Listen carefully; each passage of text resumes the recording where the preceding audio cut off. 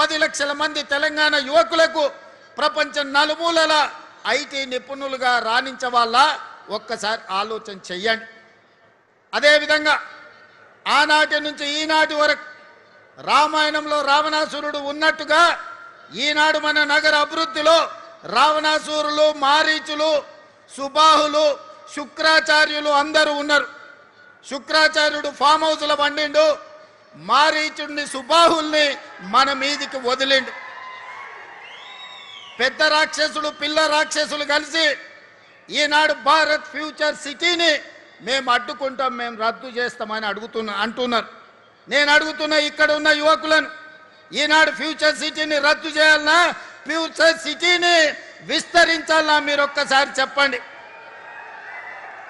ఈనాడు future city మన ఫ్యూచర్కే కాదు, మన పిల్లలు, వాళ్ళ పిల్లలు, వాళ్ళ పిల్లలు భవిష్యత్ తరాలకు గొప్ప ఫ్యూచర్ను అందించడమే కాదు, భారతదేశానికే కాదు ప్రపంచానికి ఒక దిక్సూచిగా ఒక గొప్ప నగరంగా తీర్చిదిద్దాలి అని ఈనాడు మన ప్రభుత్వం సంకల్పంతో ఈ కార్యక్రమాన్ని తీసుకున్నది.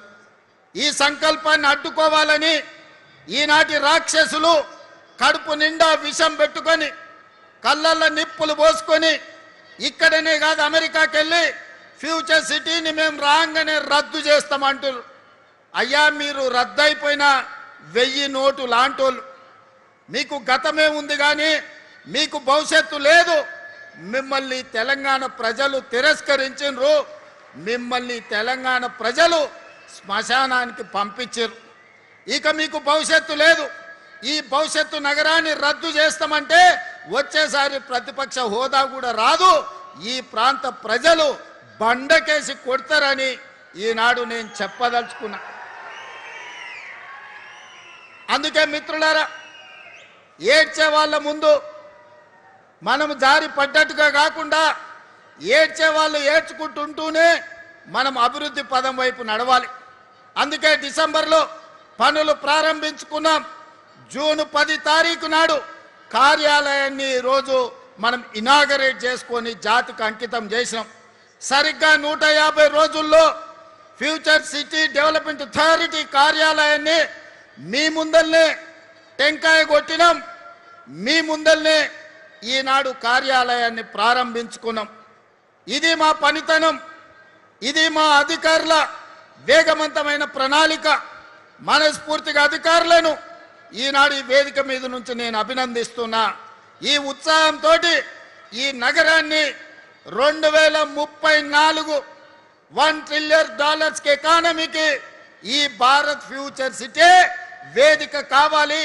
2034 వరకు ప్రపంచంలో టోక్యోతో, అమెరికాలో ఉండే న్యూయార్క్తోని, సింగపూర్తో పోటీ పడే నగరంగా రాబోయే 8 ఏళ్లలో సంపూర్ణంగా నిర్మించుకోవాలి. దానికి అవసరమైన ప్రణాళికలు సిద్ధం చేసుకోవాలని చెప్పి మా అధికారులకు ఆదేశాలు ఇస్తున్నా. హైదరాబాద్ నగర ప్రజలకు, తెలంగాణ మిత్రులకు నేను గుర్తు చేయదలుచుకున్నా. తొలకరి వర్షాలు నిన్ననే పడ్డాయి, పెద్ద ఎత్తున వర్షం పడలే, రోజంతా వాన పడవలే. కానీ 2 గంటనే హైదరాబాదు నగరంలో వాన పడితే రోడ్లు ఎక్కడికక్కడ స్తంభించిపోయినాయి. రోడ్ల మీద మొత్తం వర్షపు నీరు వరదలై పారింది. ట్రాఫిక్ అతలాకుతలమైంది. కిలోమీటర్ ప్రయాణానికి 2 నుంచి 4 గంటలు పట్టింది. అంతర్జాతీయ నగరం అని గొప్పలు చెప్పుకుంటే సరిపోదు. అంతర్జాతీయ ప్రమాణాలతోని మౌలిక వసతులను అభివృద్ధి చేసుకోవాలి.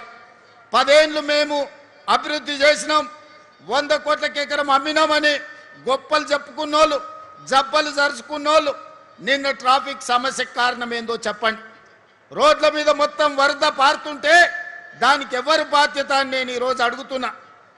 పోయిన దుర్మార్గులు చెరువులు, నాలాలు, కుంటలను కబ్జా చేసుకొని, పబ్లిక్ పార్కులను ఆక్రమించుకొని, ప్రభుత్వ భూములను చెరబట్టి ఈనాడు అక్రమ నిర్మాణాలు చేపట్టబట్టే ఇవాళ చెరువులలో ఉండాల్సిన నీళ్లు, కుంటలకి వెళ్లాల్సిన నీళ్లు, నాలాలో ప్రవహించాల్సిన నీళ్లు, వర్షపు నీళ్లు మొత్తం రోడ్ల మీద ప్రవాహమైంది.